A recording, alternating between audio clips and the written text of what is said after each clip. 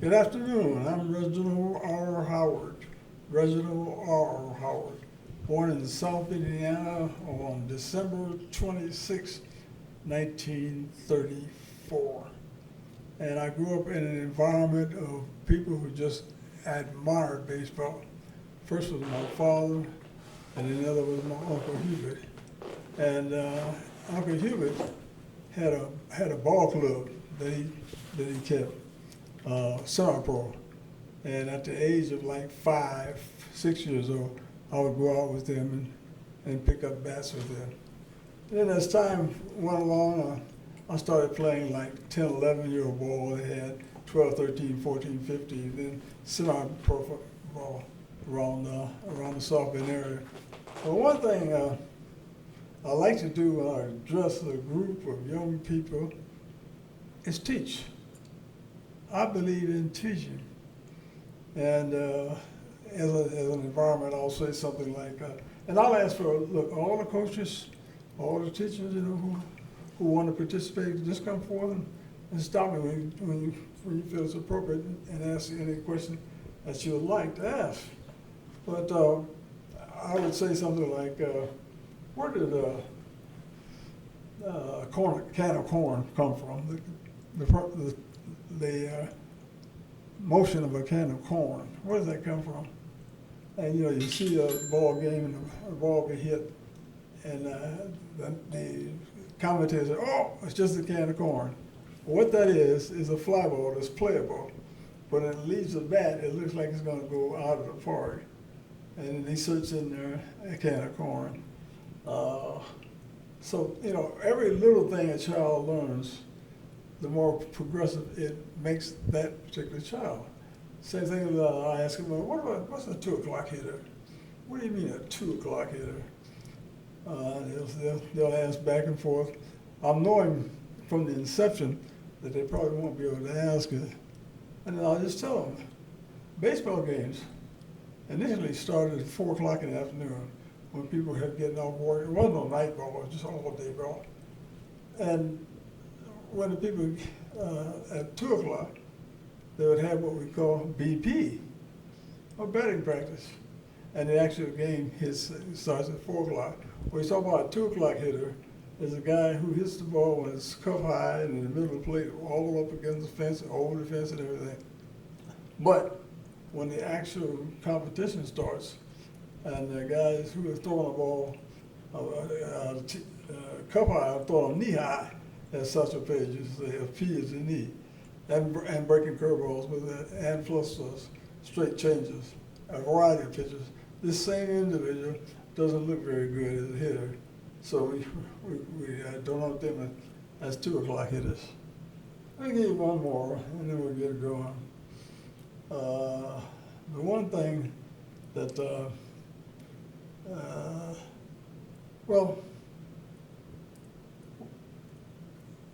baseball games were played, as I indicated earlier, 4 o'clock in the afternoon on.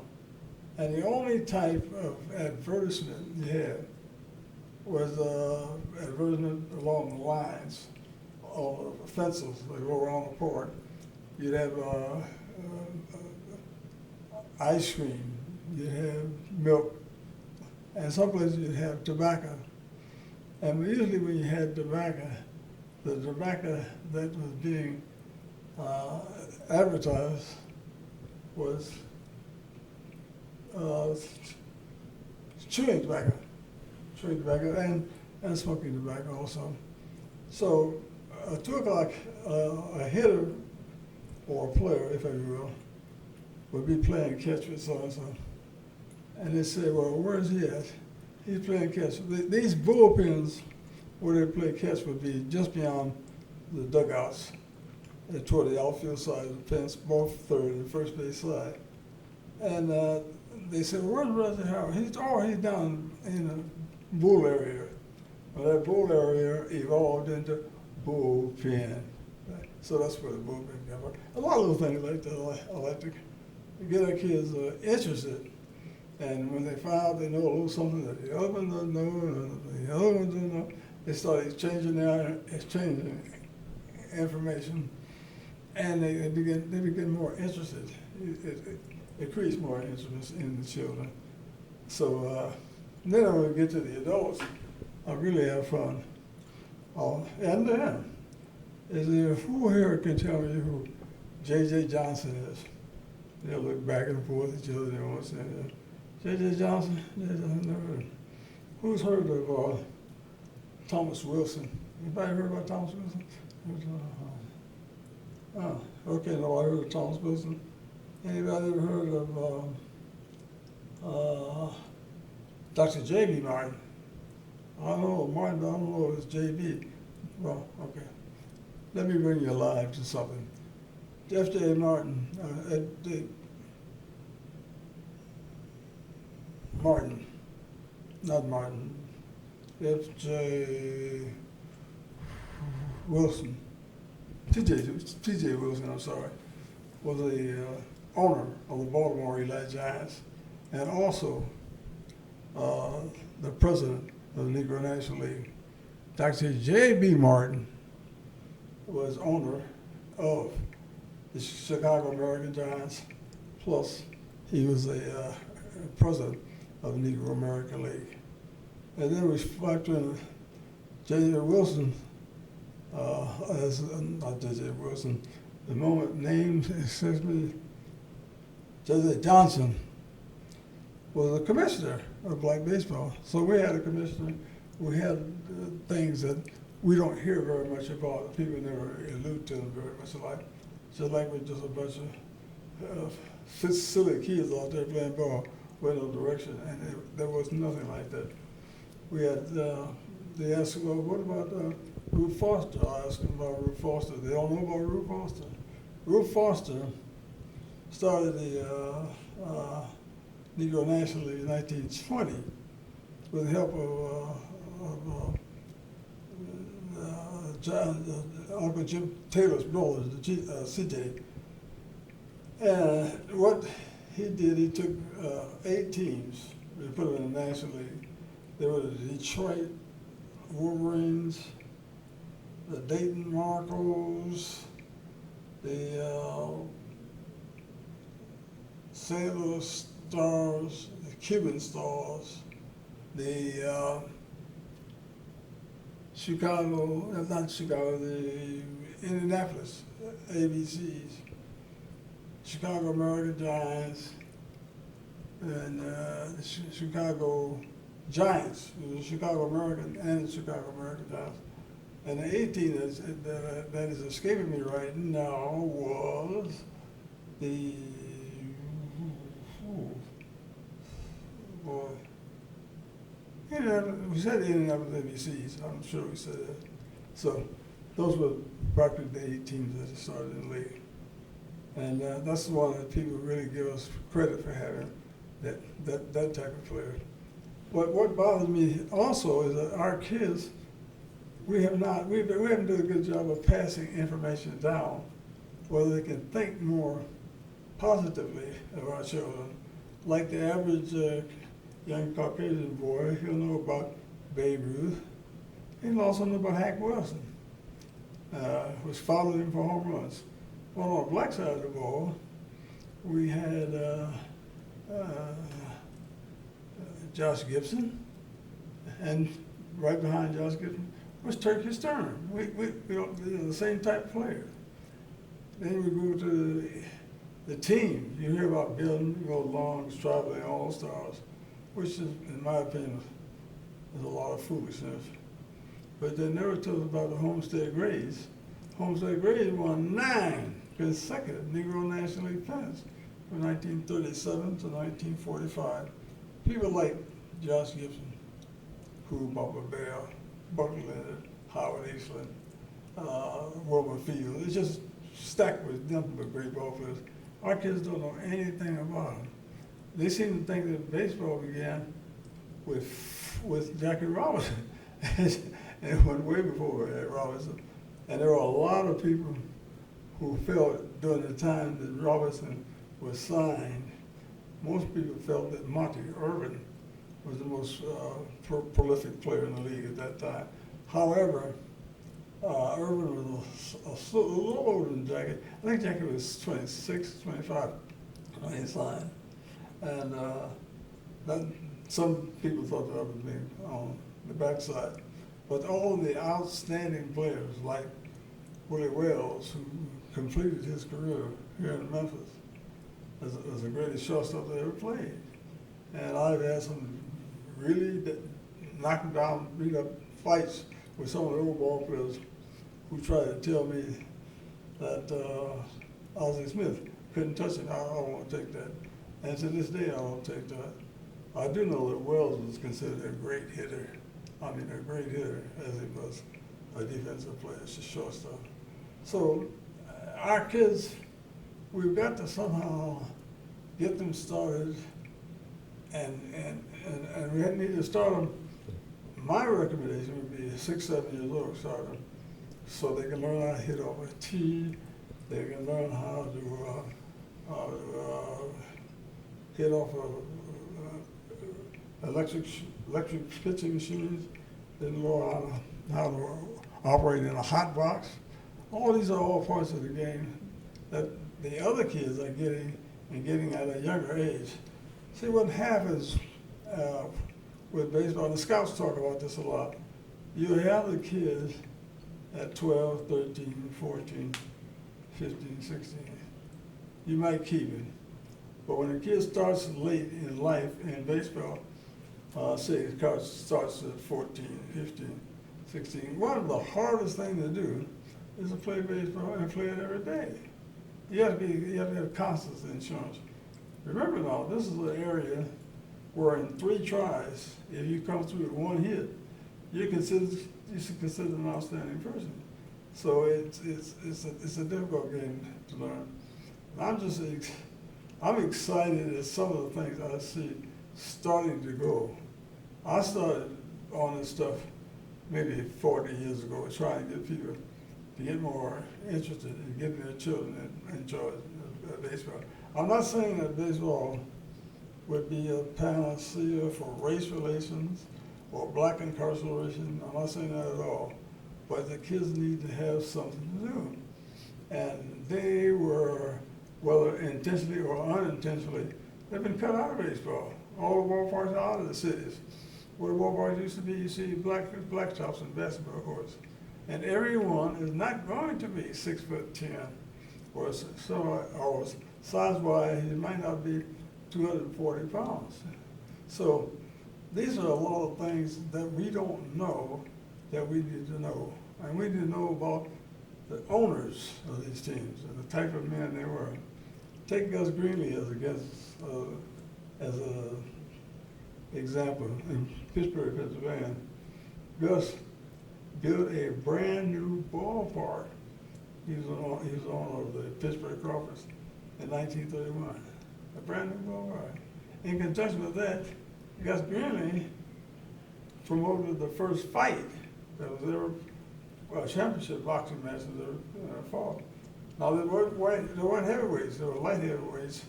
John Johnson, not John Johnson, what was his name? Name excuse me right now. But it was held outside at Gus Greenlee Field, and he operated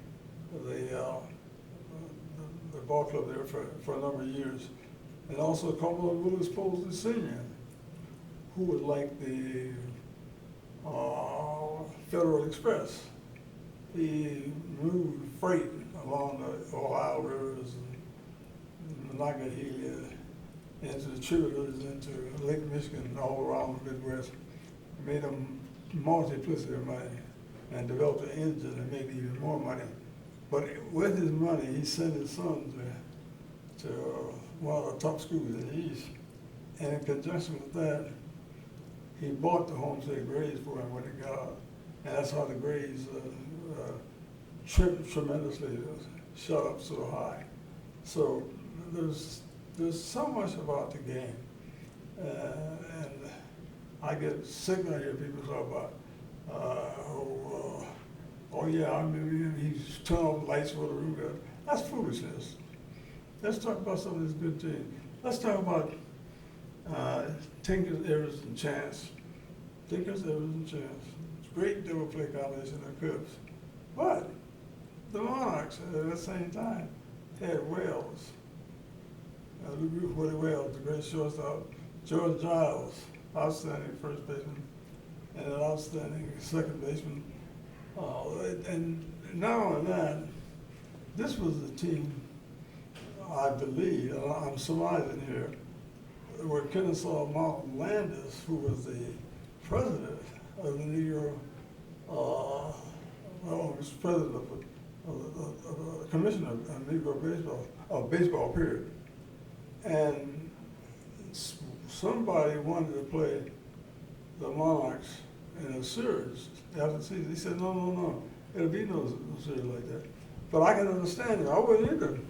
If my league was supposed to be the best, and I knew they had to pitchers like Booker T. McDaniel, figures like Chip Brewer, like lefty Jim Lamar, and two Hall of Famers on that same path.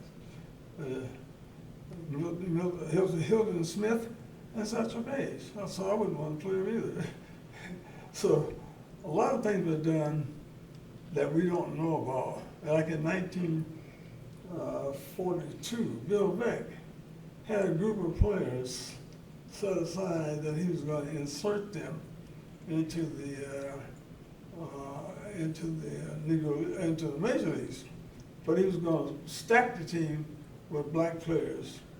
Now, for some reason during World War II, the black race wasn't hit as hard in drafting, and the black leagues didn't suffer as much as they suffered by some, but not quite as much. And somehow, Theodore Mountain Landis got a hold of what Bill Beck was competent to do, and he stopped the deal. In fact, Bill Beck's investors were offering a higher form of money for the Phillies, but they chose the Ellis folk who were adamant about keeping it white. There's just so many little things. Jorge Pascual in the Mexican League was paying out high salaries,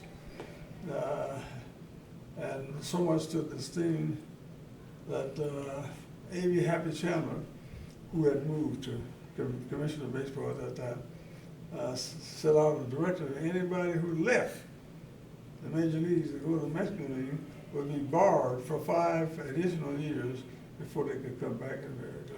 And that kind of slowed it down. I mean, there's so many little things on the ground. The fact that the Homestead Grays was playing like 25 games a season in Clark River Stadium in Washington, and the Washington Senators were playing 770 games, but in the 45, 6, 7 in that area, 45, 6, 7, 8 in that area, 44, 5, 6, 8 in that area, the Grays were beating everybody in Negro nationally, and the Washington Senators were always in second division.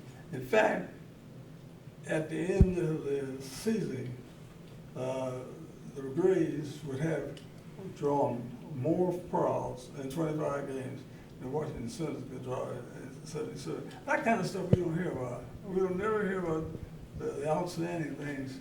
The night baseball, J.J. Johnson,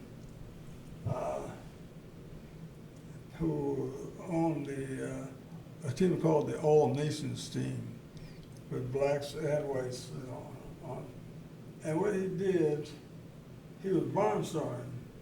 And then when the Kansas City Monarchs was started, there was only one black owner, a white owner, and that was J.J. Wood.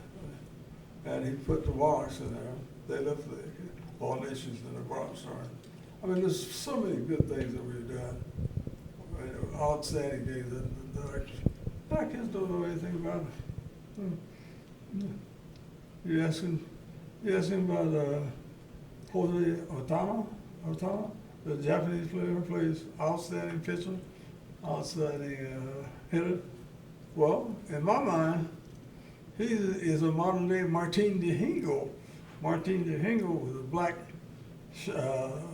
Cuban And Pompeo, Alex Pompeo, one of the New York Cubans, brought him here when he was like 15 years old. He played all 9 positions, and all of them equally the same. Like when people periodically would ask me who's the best, as I was taught as a youngster, who's the best black player to play the game. 1 was Oscar Charleston, and 2 was Martin DeHingle, and the 3rd was Willie Wells. And Willie Wells finished his career out here in Memphis with the Red Sox. Our kids don't know anything about it. Bob Boyd, who played right here with the Red Sox, is one of the 20 players who ever played in the Negro League that had head for the cycle during the history of the league. So, I mean, Nat Peoples, Nat played, just had fantastic years in the minor leagues, but never was going to the major league. And people didn't know that much. They don't see anything about it in the black first, or nowhere first solid. So it's just, we've got a lot to do. We've got to bring our kids in there, but we need to go to school. And what we don't know, we need to talk to somebody who does know, or somebody who will give you the proper information. We don't want to have everybody saying, well, I don't know. You don't know anything about this game. This is a rough game to understand. I know I've been places and I've asked questions, and some kid may answer a question, but it's wrong. But what he answered, he opened that door for me through the key to get to something I've been trying to get to for I don't know how long, just by him knowing something completely different from what we're talking about. So I would think I'm about enough. I would say, hey, let's get to work. Let's get to work. Let's get our kids back into baseball. Yeah, I wanted to say something outstanding about Don Zimmer. Don Zimmer was a shortstop in the Dodger system, and he got hit in the head in 1953, and he was in touch and go whether he would either continue or not continue. Well, he got hit in June, and so he missed all that June season, and then by July. But then the next spring training time, the Dodgers, before spring training times, and that winter, the Dodgers wanted him to see if he could rekindle his skills, and they sent him to Puerto Rico to play in the Winter League. And it just so happens, I happen to know Buzz Clarkson real well. And Buzz Clarkson was the manager of the team that he went to, which was Santurce Crabs. And it was one of the top teams that was in the Winter League that winter.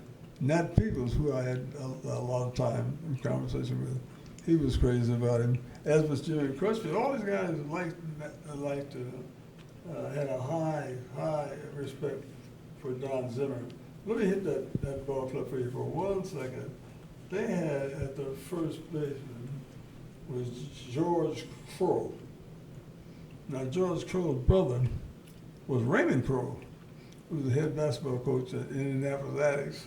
In fact, it was his team in 56 and 57, or was it 55? No, 54, 55 and 56. They won the state championship. And they beat Skull Barnett's, his Indianapolis Athletics 10. There were 3 black schools in the state of Indiana when I was going to school. They were Evansville, Lincoln, Indianapolis Scripps Athletics, and Garrett Roosevelt. And for 2 consecutive years, 2 of the top black schools played for the championship. And also on that ball club, shortstop was Artie Wilson, who had just won a batting champion. He won the last batting champion in the Negro American League, hitting 408. And Don Zimmer was playing, not Don Zimmer, Don Hope from the Dodgers was playing third base. I was in Wrigley Field one day, and there was a little boy behind me, sitting behind me.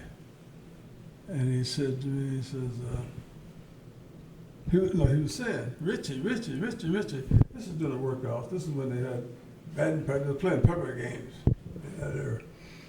And I turned around and I said to him, that's got to be your favorite player. And the lady said, no, that's his brother. And I'm the parents. And she was very friendly. And the husband was sitting there quiet, not saying anything. We talked back and forth.